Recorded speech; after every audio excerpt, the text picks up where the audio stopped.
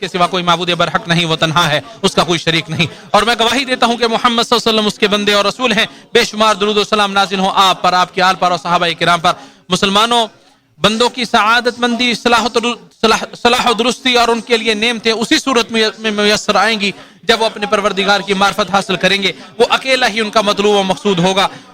اس کی معرفت و پہچان ان کی آنکھ ہوگی، ٹھنڈک ہوگی۔ اور ربوبیت کے خصائص میں سے ایک کبریائی بھی ہے، اور مخلوق میں سے اگر کوئی اسے اختیار کرے گا تو اللہ تعالیٰ نے اسے ڈانٹا ہے اور اسے ڈرایا ہے، جیسا کہ نبی کریم صلی اللہ علیہ وسلم نے ارشاد فرمایا، عزت اس اللہ کی اظہار اور کبریائی بڑائی اس کی چادر ہے۔ چنانچہ جو شخص ان دونوں میں سے کوئی شے مجھ سے کھینچے گا، اللہ فرماتا ہے جب کوئی شخص ان دونوں میں سے کوئی شے مجھ سے کھینچے گا میں اسے عذاب دوں گا۔ اسے مسلم نے روایت کیا ہے۔ ابن قیم رحمہ اللہ فرماتے ہیں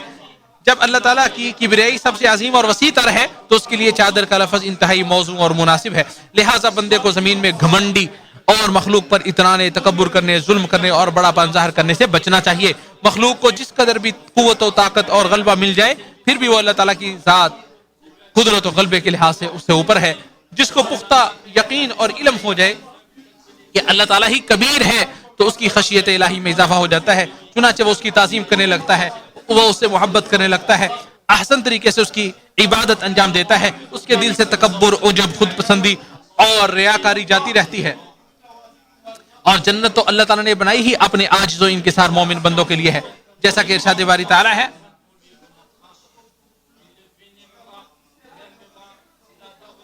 وہ آخرت کا گھر جنت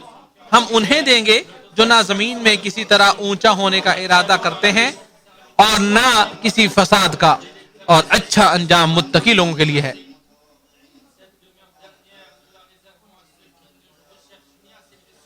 پھر جان لیں کہ اللہ تعالیٰ نے آپ سب کو اپنے نبی صلی اللہ علیہ وسلم پر درود و سلام بھیجنے کا حکم دیا ہے، چنانچہ قرآن مجید میں ارشاد باری تعالیٰ ہے، اللہ تعالیٰ اور اس کے فرشتے نبی صلی اللہ علیہ وسلم پر رحمتیں بھیجتے ہیں۔ اے ایمان والو، تم بھی ان پر درود بھیجو اور خوب سلام بھی بھیجتے رہا کرو۔ اے اللہ ہمارے نبی محمد صلی اللہ علیہ وسلم پر درود و سلام اور برکتیں نازل فرما۔ اے اللہ خلفائے راشدین ابو بکر، عمر، عثمان و علی رضی اللہ عنہم سے راضی ہو جا، جنہوں نے حق و انصاف کے ساتھ فیصلے کیے، بلکہ تمام صحابہ کرام سے راضی ہو جا، اپنے جود و کرم کی بارش کرتے ہوئے ان کے ساتھ ساتھ ہم سے بھی راضی ہو جا۔ اے سب سے زیادہ عزت افزائی کرنے والے، اے اللہ اسلام اور مسلمانوں کو عزت و غلبہ عطا فرما، شرک اور مشرکوں کو ذلیل و رسوا فرما، دشمنان دین کو تہس نہس کر دے۔ اے اللہ اس ملک کو اور تمام اسلامی ممالک کو امن و امان اور خوشحالی کا گہوارہ بنا دے۔ اے اللہ ہمارے امام اور ان کے ولی عہد کو اپنے پسندیدہ کاموں کی توفیق عطا فرما، نیکی و تقوی کے کاموں پر لگا دے اور ان کے ذریعے اسلام اور مسلمانوں کو فائدہ پہنچا، اور ان کے ولی عہد کو اپنے پسندیدہ امور کی توفیق عطا فرما، نیکی و تقوی کے کاموں پر لگا دے، ان کے ذریعے اسلام و مسلمانوں کو فائدہ پہنچا۔ اے سارے جہانوں کے پالنہار، تم مسلمانوں کے تمام حکمرانوں کو قرآن پر عمل کرنے اور تیری شریعت کو لاگو کرنے کی توفیق عطا فرما۔ اے ہمارے پروردگار، ہمیں دنیا و آخرت میں بھلائی عطا فرما اور عذاب جہنم سے نجات عطا فرما۔ اے ہمارے رب، ہم نے بڑا نقصان کیا، اور اگر تو ہماری مغفرت نہ کرے گا اور ہم پر رحم نہ کرے گا، معبود برحق نہیں، وہ تنہا ہے، اس کا کوئی شریک نہیں۔ اور میں گواہی دیتا ہوں کہ محمد صلی اللہ علیہ وسلم کے بندے اور رسول ہیں، ہم پر درود و سلام نازل ہوں آپ پر، آپ کے آل پر اور صحابہ کرام پر۔ لوگوں میں مسلمانوں،